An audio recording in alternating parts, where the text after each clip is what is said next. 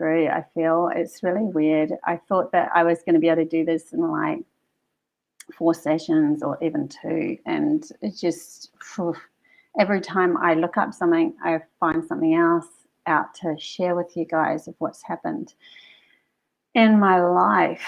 So I'm going to talk about a couple of things that I missed in the previous number 3 story around the years of number 3, and then I'm going to go into the vision quest that I had with the elder and about the Pleiadians that came. There's a creation story that I was told, my daughter coming up with some messages when she was 3 years old about our reality, my book that I did, and Pleiadian activation that I had in about I think it was around 2010. Also the elementals. So yeah, so much to get through. So I'm going to start off with a dream that I had. It was a premonition dream, a kind of a premonition dream. It's kind of a warning dream that I had quite a few years ago. Now I'm going to also see if I can share my screen, because I have a whole heap of paintings that I did throughout my life of all of these things, these events that had happened to me as they happened. So yeah, this dream was about looking up and seeing. I was in a car and I looked up in the sky and I saw this rainbow cloud in the sky. Now, up till then, in this year that I had this dream, I actually, sorry about this, I should have looked up the year that I had the dream. I can find that out if anyone really needs to know that, because I have written it all down. But I looked up and I saw this rainbow cloud. Now, to then, there was no rainbow clouds in the sky. I've been on Earth for 53 years, and up till then, no rainbow clouds in the sky whatsoever. And they showed me that we need to travel up. In other words, we need to lift our frequency higher than the frequency that was falling, because the rainbow clouds were turning into little crystals that were falling to the ground. It was kind of like a warning, because there was a storm coming with it. And it was quite a few years later, I saw a print up of an actual article, which I do have on my computer. It was the first rainbow cloud that was seen in China, I think it was. And then rainbow clouds just started appearing in our reality heaps. And with those clouds, that was around the same time as the chemtrails were starting. And I think that the crystals that I saw falling were more of the chemtrails and all of that, because they had some sort of aluminum in them or something that the sun would shine off and then reflect in these rainbow patterns in the clouds and cause clouds to form rainbow patterns. So I did actually do a painting of that. So that's my first one. Hey, Thomas. So that's my rainbow dream. And then I have a faith dream where I disappeared into dots, and then I saw myself as dots, like these little particles above me, just all firing above me. And then I reinvented myself, and I looked over to the edge of the cliff, and there was this beautiful goddess being that I actually recognize as my higher self now. And she just looks at me and smiles, and then just jumps off the cliff and has these butterflies carrying her. And I look over the cliff and go, oh my God, and I see she's falling with these butterflies. So I'm going to show you that painting as well that I did, if I can do the share screen. I hope I can do the share screen. So I also saw my first time ever having an experience with elementals was when I went to a forest with a girlfriend, and I saw a little spark of light fly past me, and I said to my girlfriend, I think that might have been a fairy. And I really wasn't into the elementals too much. I had, wanted to create a book about them and stuff, but I didn't it wasn't in my reality a lot, because I'd had so many other visions. But then the following Saturday, I woke up and I had a vision. When I say vision, if anyone's new to me, vision to me is a for real thing. This is not something that's in my mind. This is something where I wake up and I actually see these things happen. And I saw an elemental. It was a couple of feet high, and it was just running past my sliding door. And then the tree outside was turning red. And I had this music in my mind. It was Celtic music. Then someone put a voice in my head. It was saying, what you saw on Saturday was real. But I also had a tarot card reading done on that Saturday. And I was like, oh, is it the tarot card reading? And they actually put this little pain in my head. I know exactly where it went inside my head, like just behind my eye, my right eye. And then I was like, okay, I don't think that's what they're talking about. Was it the elemental, the fairy that I saw? And then the pain went. And that next morning we went outside to the garden, and there was literally massive mushrooms, about 3 huge mushroom rings in our backyard. Hey, Franklin. So that was pretty cool. And I actually painted that tree as well. So, and that tree came through so quickly, like within one day, I just painted it. It was really fast. I'm going to see if I can share a screen with you guys with some of these paintings. And I'm going to go into the vision quest. I'll see if I can share screen some of these paintings now, because I also have some other things I wanted to share with you as well. Share screen. Ooh. First time I've done it under Restream, so let's see what we can do. Select window. Okay.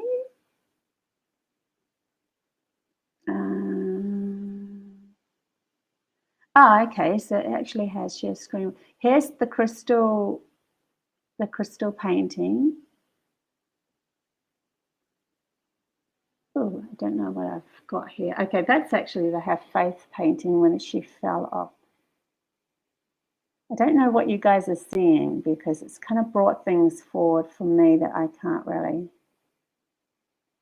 maximize. Okay, that's the crystal painting. So here we were traveling on the road. That I drew in a swirl, but in the dream it actually wasn't a swirl. I just felt as an artistic expression to do it in a swirl, but it was actually just a plain rainbow cloud in the dream, and this big crystal was falling, and it was just before, like a few years before the first rainbow cloud actually appeared in the sky over Earth. So that was a premonition dream to raise our frequency above that. Let's see if I could do this. Now I've got to get rid of this one, minimize that, no, maximize that. Let's see if we can get another one on. Stop sharing. Okay, now share another one. So I think you guys might have just seen the Have Faith one. Share Have Faith. And now,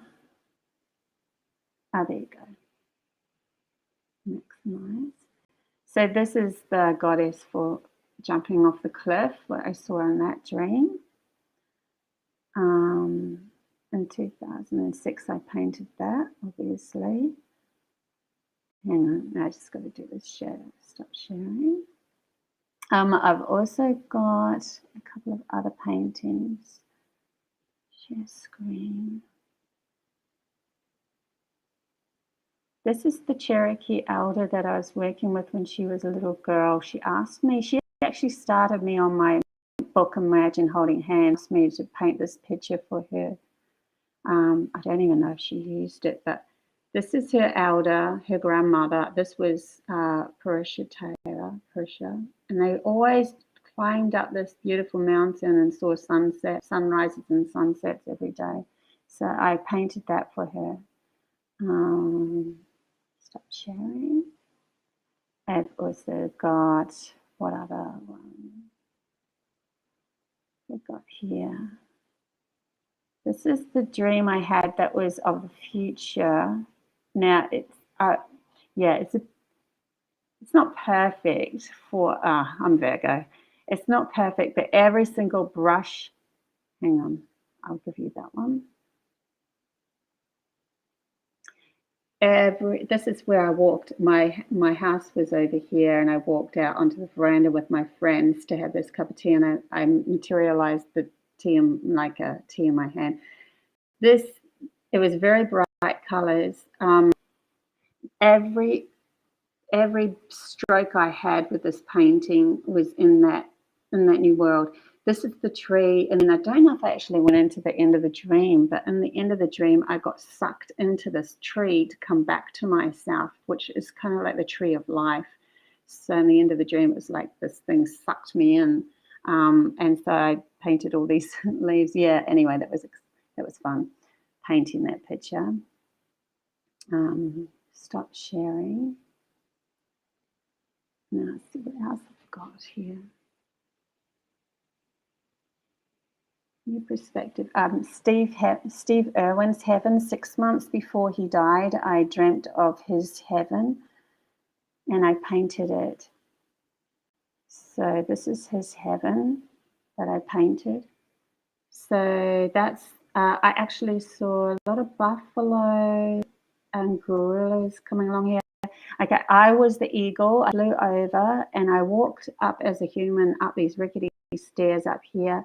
I went to see Steve was looking out the window and he was alone.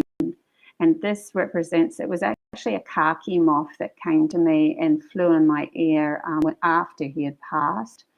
And this represents the devil's force, Terry Irwin, because I had a dream of her losing her, I think it was her right arm. And this is the turtle that died. I think he died just after Steve Irwin, but I painted this after I had the dream in 2005, I think. Yeah, so that's cool. Thanks, Franklin. Yeah, so I've kind of kept a record of all of these things that's happened to me throughout the years. I think I also might have another one I wanted to share. Just double check. Steve Irwin's New Perspectives. Here's the elementals that I just told you about, the fairy tree, the red fairy tree. And I painted this very quickly. But yeah, as you can see, there's a male fairy and a female fairy in the bark. And the leaf represents letting go. And this is creation. Now, this is really strange. This painting I had hanging in my house in Mulaney for quite some time. And I actually do have a photo, but I haven't pulled it up. I might have to show you another talk. But this green frog, landed right here in the center of the two fairies. And he was a beautiful green frog. And he just stayed there and died. And I had this mummy frog there for years on my painting, and I didn't want to let him go. It was kind of like a leap into the elemental world, I suppose, representing nature. I don't know. It was really bizarre. I don't think many people have had that happen to their paintings before. Anyway, that happened. The little mummy has fallen off now. We're talking a long time ago. So he just fell off a few years ago. Actually, he was there for quite a few years. Hey, Gaia Man. So yeah, I'll stop sharing that. And I'll get back into my stories. So I'm going to go into the vision quest because it's kind of where I left off last time, the vision quest. So I was at the Sundance, and at the same time, we had a vision quest. Let me take a drink of water. Now, on the vision quest, you were supposed to have a diet of 28 days, no root vegetables, very minimal, no meats, no sugars. That was the hardest, but you try to go shopping and find something with no sugar. Even the savory dishes, the savory noodles and all have sugar in it. It's crazy how much sugar they put in our food. So I ended up going to, had the diet, went to the vision quest. Now let me just recall this. We had to have a tent, and then we had to create a circle around the tent with four stones representing north, south, east, west.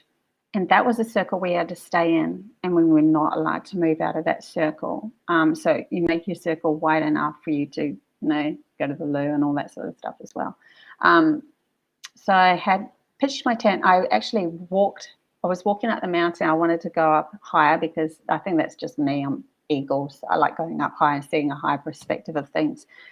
And I saw a rabbit jumping up the hill, and I'm like, I've got to follow that rabbit, because the elder that's working with us, her totem is rabbit.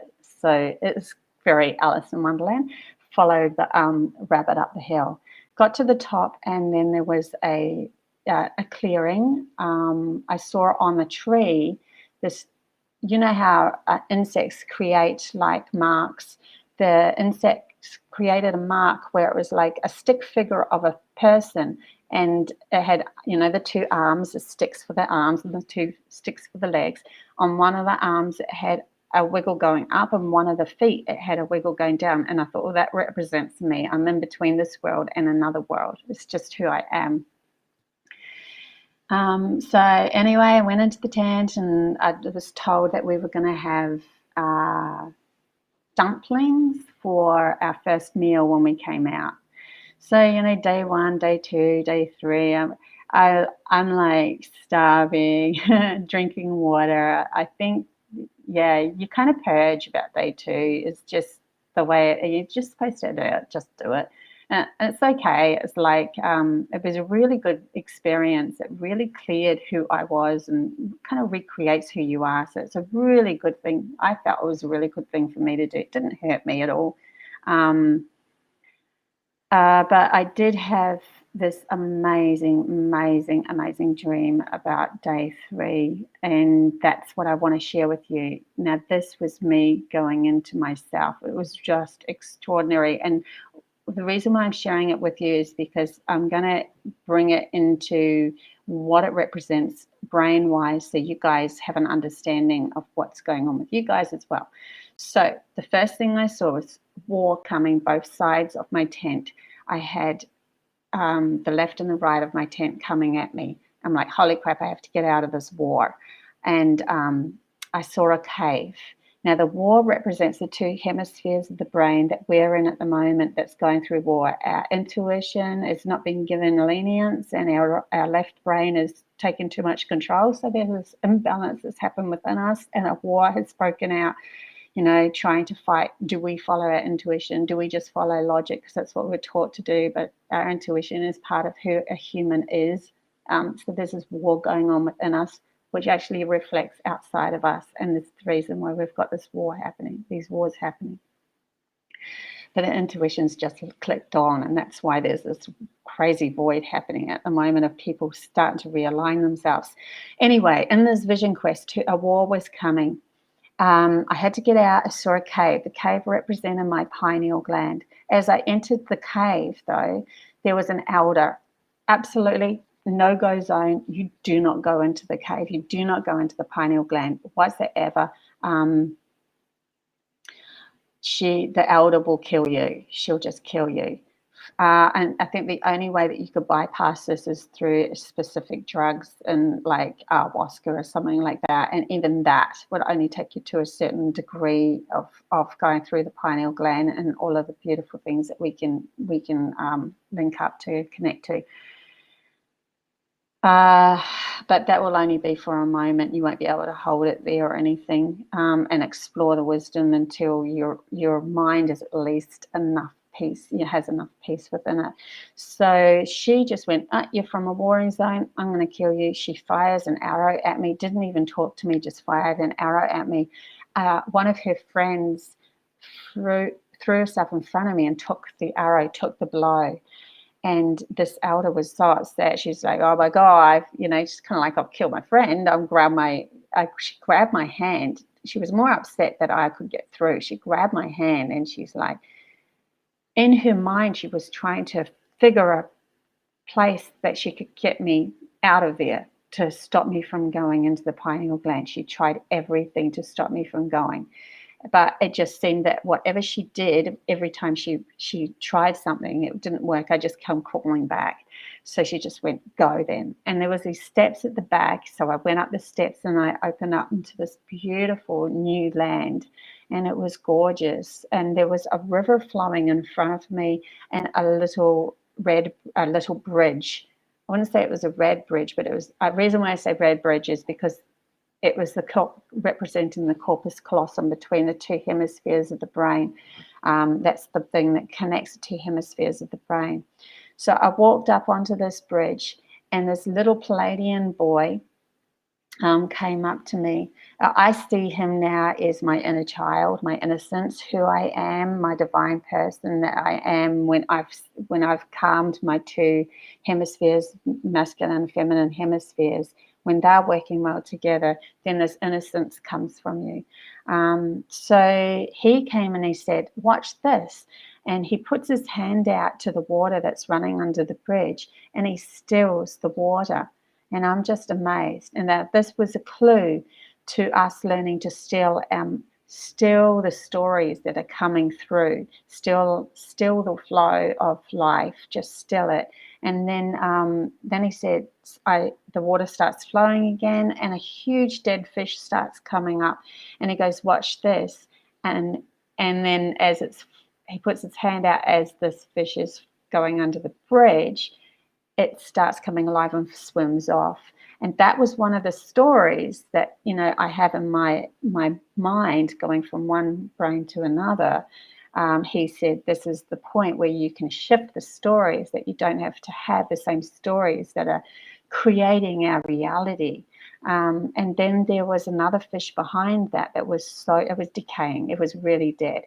And he said, "Watch this." And he puts his hand out, and it starts sprouting like seaweeds, changing the fish, and it looked different, but it did swim off.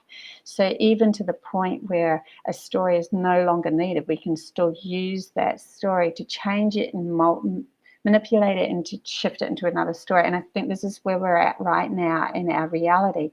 We are in a void, in a place where our right brain is starting to click back online, and our right brain is our imagination and our intuition. When we learn to use it properly, it can change the story from within us, which changes the story outside of us. So yeah, that's cool, Alison, that story's been coming up for you, shifting the story. Yeah, so that was a really huge vision quest for me. So I was very privileged to be able to go through into that experience. I did tell everybody about the rest of the Sundance and everything in the previous story, in story 3. So if you wanted to know what happened in the Sundance and my name and all of that, that's in story 3. Now I'm going to go into... I just left my partner. I had a breakdown of my family life at this time, and I started asking. Actually, I'll just tell this quick story. When I actually broke up with my partner, I was in a tent and looking up at the sky, and I saw a huge 3D skull looking at me. I'm like, oh my God, death! That's not a good sign. I bawled my eyes out after that. I knew it was the end of our relationships. Pretty sad. Okay, so we're going to go into, there was now let's lift the vibration a bit. When I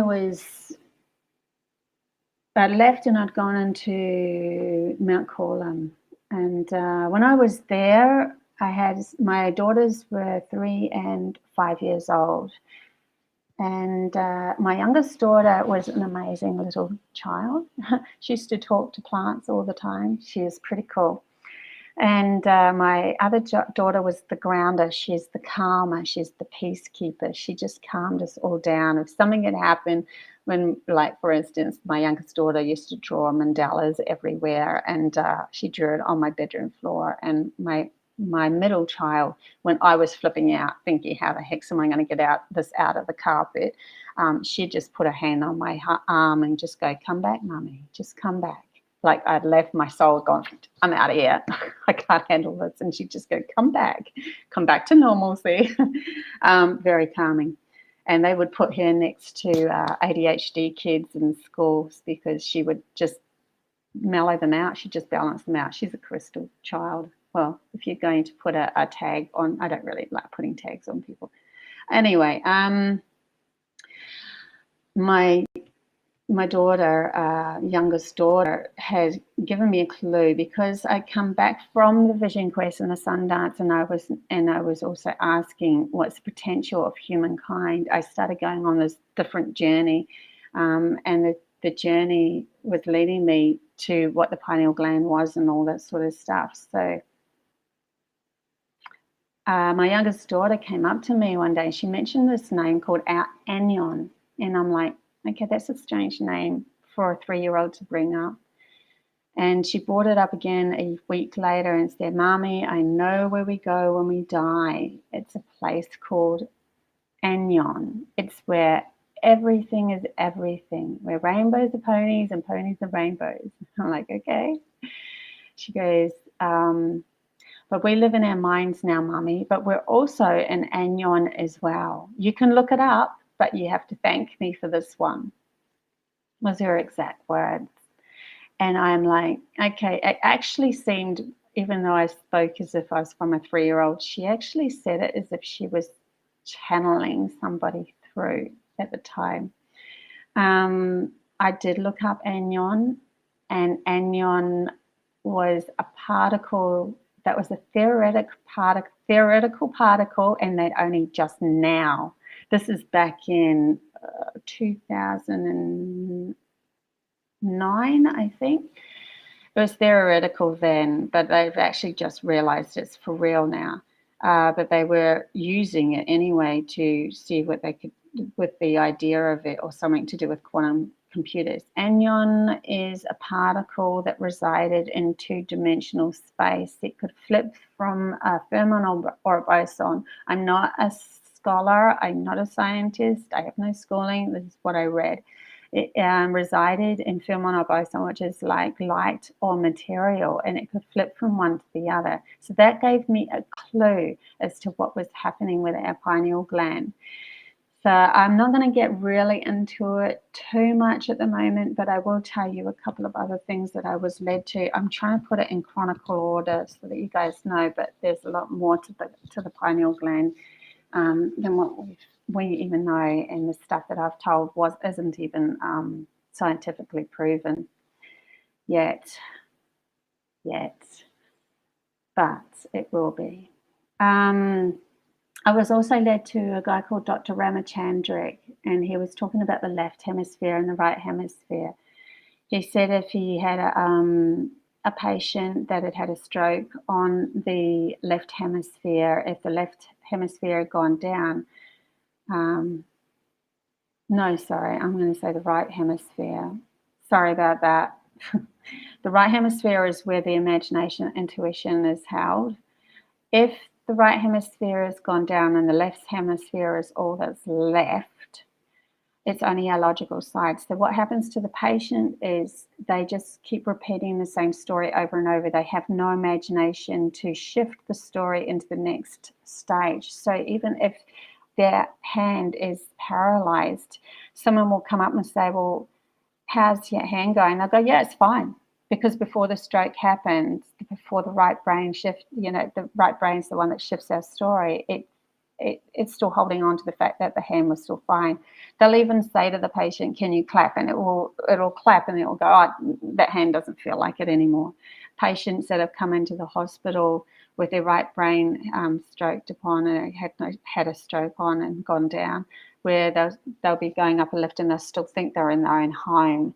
And they'll say, well, how come you've got a lift here, even though, you're in a hospital going up a lift? They'll go, oh, yeah, I put that in ages ago. They just can't they can't compute anymore to the next stage of the story of where they are going, where they actually are anymore. So it really shows us that the left brain will just keep repeating the same story. And this is why we keep falling back into the old patterns of going into war and coming out of war and going into war and coming. And it's very easy for that to happen because we're only creating our reality from the past. We have a Remembrance Day, which is just crazy. Why would we want to remember a war and keep bringing that up and making it into something? I teach my children on Remembrance Day to think about the future, what we want to create rather than what we've been through. I understand where it's all come from and understand, the respect of the people that have died, but we are souls. We are, we're forever, and we just keep repeating and reincarnating and keep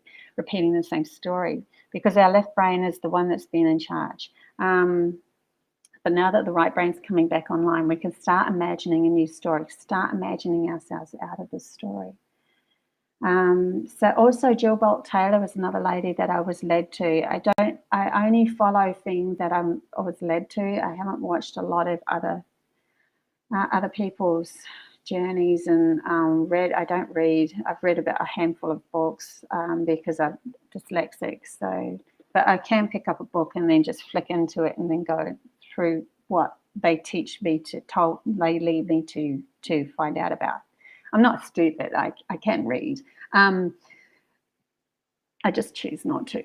Jill Bolt Taylor is a neurologist, and she had the same thing happen where her left brain was going down, so her logical side was going down. The experience that she had was incredible. There is a TED talk on this, and I was led to it.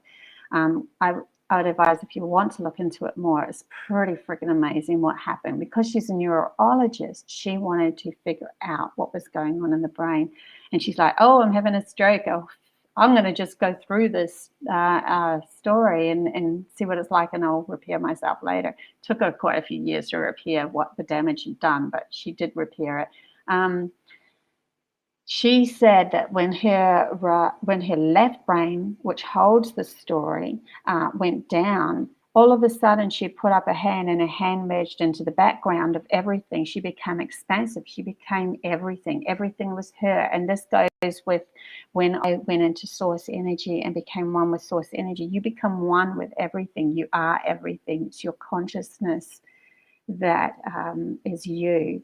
And you are God itself. It's just incredible. So she had this experience of everything disappearing into oneness and the expansive and a feeling of freedom and knowing who she was. It was extraordinary. I would advise to look her up. So yeah, so that was pretty cool. There's also around the same time I started to create my book, Imagine Holding Hands. So this is the book, Imagine Holding Hands.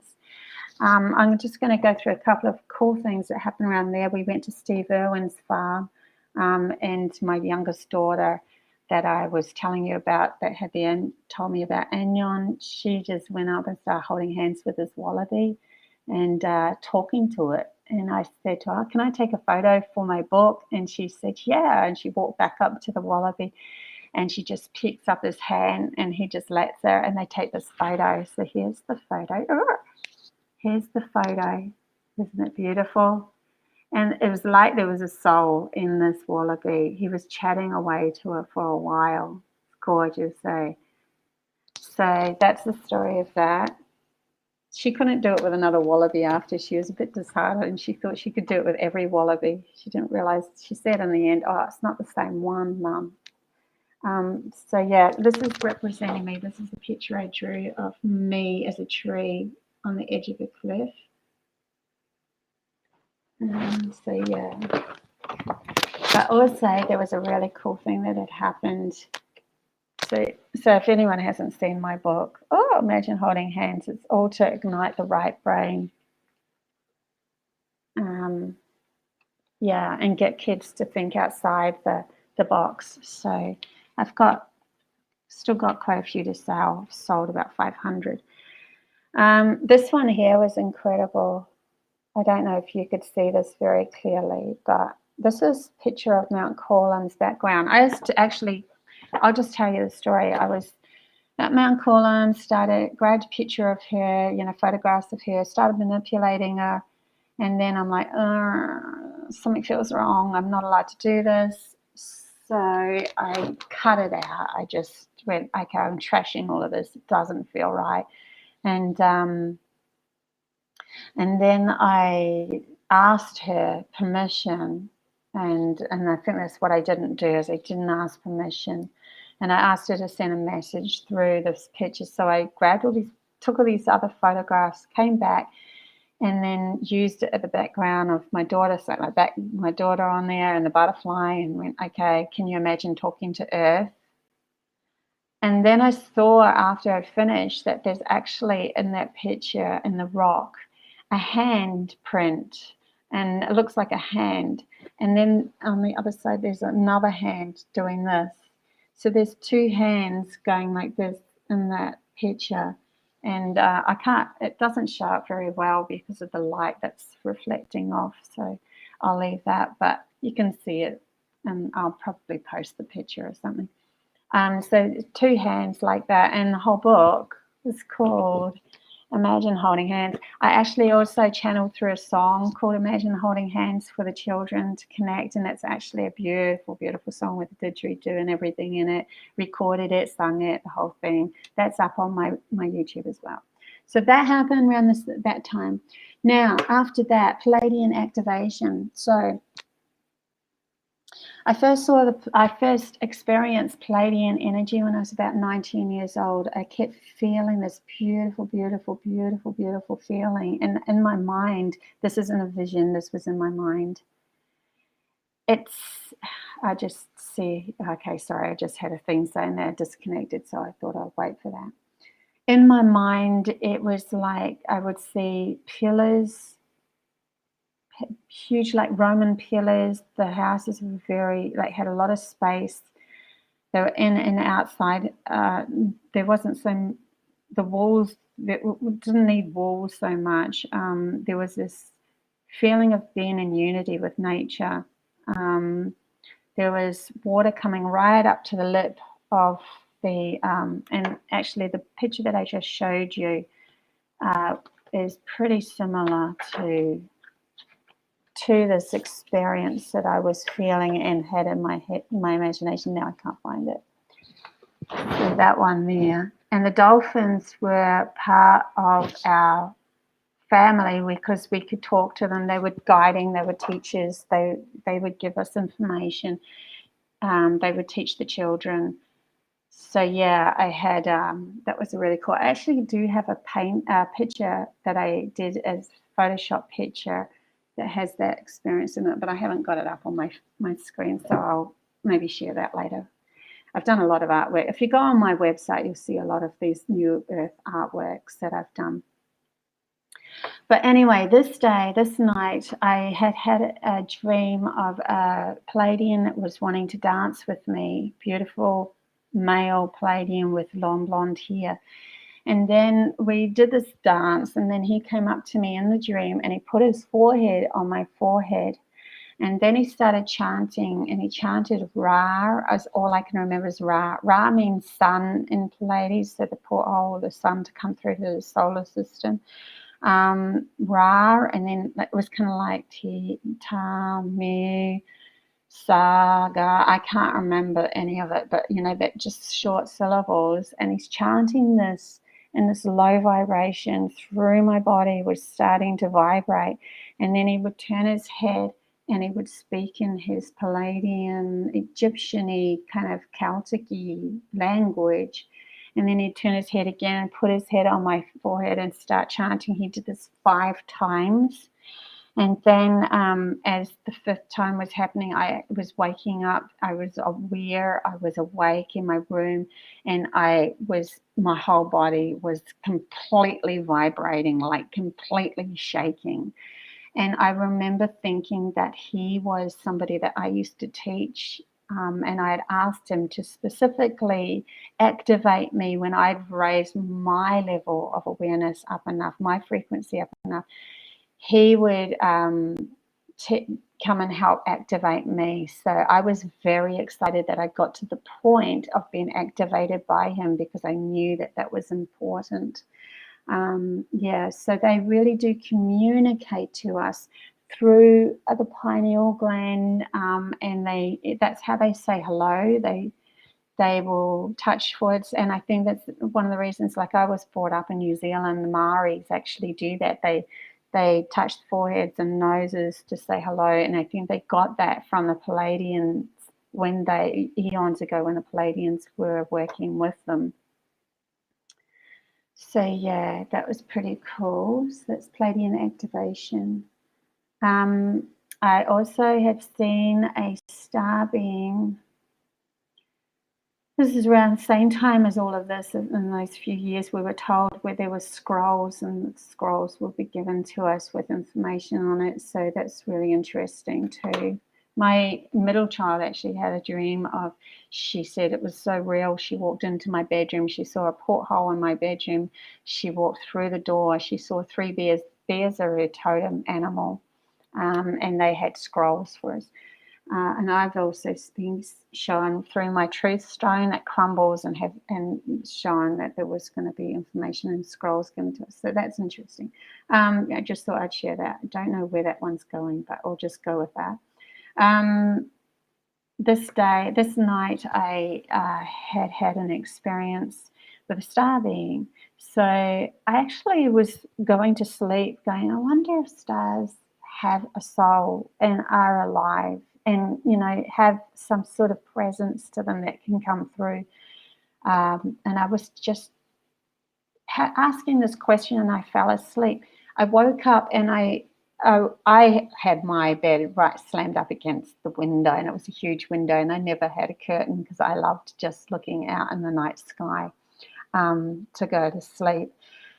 Anyway, this I woke up and I wanted to film it. I actually picked up my camera to see it. I saw a star and it was moving like a white line, and then it stopped in a white line, and it stopped in a white line, and stopped in a white line, and stopped, white line, and it was doing this. So there was one going like this, and then there was another one coming the other way. Let's see if there's a bit of a picture that I drew here. So it created this pattern. Oh, everything's backwards. This pattern here of two of them doing that. And I'm like, wow, that's really interesting. Okay. And I ended up falling back to sleep, and I woke up because my whole room was lit up white, just lit up white. And I saw a beautiful being, a female being standing in this, and she was the white light. The white light was coming from her. But I actually got a fright and went, like, I kind of screamed a bit, and that didn't hold the energy long enough. She disappeared because she'd given me a fright. But I think she really wanted to show me. Around the same time, too, we had some extraordinary things with light bulbs falling out of the ceiling, breaking, and all sorts of weird things happening in that house. It was quite interesting, too. I always take note of these things, but I've had so many things happen. Even the stories that I'm telling you now, there's stories in between stories of connecting to these other beings and these other frequencies that are out there. Okay. So that was the star being. Okay, this is a pretty extraordinary one as well. Around the same time in the same place, it's around 2011 now. We had like 40 biblical days of floods happening here in Queensland. And around the same time, I was doing a talk at I've only actually done a couple of talks. I think it was one of my very first talks I ever gave, and it was at one of those spiritual churches. Anyways, I came home with my two girls. It was, getting late. It was dark. I walk up the stairs, which is right next to the big window that I can see outside from my bedroom. I walk up the stairs, and, the stairs don't have a backing. I could see there was a light underneath the stairs, and I went, oh, my God, there's a torch left on under the stairs. That's a bit strange. Maybe one of the kids had grabbed a torch or something. I went downstairs to investigate, but it was a luminescent mushroom. And that's not usual for them to grow around people's houses. Now, I was backed onto a forest, and I was close to there was a waterfall further down, but still, they don't usually grow around people's houses. But I knew then I was in for a busy night because if the luminescent mushrooms growing there. That night I went to sleep. I just didn't even think too much about it. And I went to sleep. I had an experience just before that of 3 knocks on my door, though. So that's interesting. It was like someone was wanting to come through. I went to sleep, and then I woke up to some creature. I never saw the creature. I just had it in my head, though. It was in my head. It was kind of like a big, I don't know what you would call it. It had like a pointy nose, and it had like all this fur and these little claws. But I felt, and I felt the indentations of him walking over my pillow. So that's what woke me up, because something was walking on my pillow. And then okay, that's pretty unusual. I think I phased in and out of sleep, and I woke to a full man-sized elemental sitting in front of me on my bed. Now, he had covered his part of his face, like he didn't want to show some of his face, I think because his nose was a bit different, or his mouth or something was a bit different. So he sort of covered part of his face, but his eyes went to the side of his head. They didn't just sit in the front, they actually went to the side. He had no shirt on. Yeah, he was kind of propositioning me. I won't get into that, but anyway, but that's because it's kind of like a handshake to connect. He was wanting to connect, and it was more like, do you want to shake hands kind of thing. Anyways, I said no. I was a little bit taken back. I mean, if you could say to yourself, connect with him, blah blah, but when you're actually in front of something like that, it's not normal. I just went, I think you need to I think I actually called on Prussia, the elder. I said, I think you need to go. Yeah. But the cool thing that happened after that is he's very respectful. He did not try anything nasty or anything like that. Very respectful. And he stood up and he pretended like he had a phone. I knew he didn't need to have a phone, but he was showing me he was communicating with his other side. And he started talking the Celtic fairy language.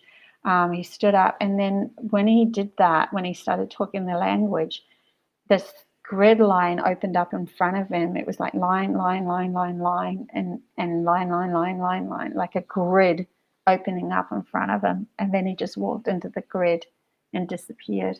So that was really interesting. I wanted to share that. I had also had experience with fireflies, where I was asked with a friend of mine who was into crystals. He went into a 1,000-year-old forest, a very, very, very old forest that's near Mullaney. And when we walked in, we're walking down the path, it was dark. We got to these two trees, and I felt like there was kind of like a shift when we went through these two trees. Then all of a sudden, all of these fireflies were with us. This is for real. This isn't a dream. We were really there. He was with me. And so all these fireflies started coming around us, and they were just around us. I looked behind us in the track. No fireflies. I looked in front of us. No fireflies. They were following us, like lighting the way down the path. It was so beautiful. I was very excited. I remember putting my hand out, and they were like darting very close to me. Anyway, he said, I've got to do work and I've got to go do this. And the energy dropped, because he's like, I've got to, and I've got to, and I've got to. He wasn't present in the moment with these fireflies. And I remember thinking, really, you can't see the extraordinariness of what's happening right now, and holding that vibration and seeing where that vibration will lead us. But okay, when he was like anxious that he wasn't doing his work properly, the feeling just dropped and the fireflies dispersed. But I thought to share with you that as well. So I'm going to leave it here.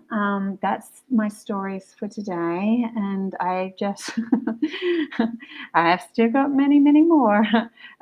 So probably I think the next story to come up is the Uluru story, and also I'm going to be talking about my connection in the next few stories of the Lyrans when they came to me, and the Anunnaki when they came to me as well.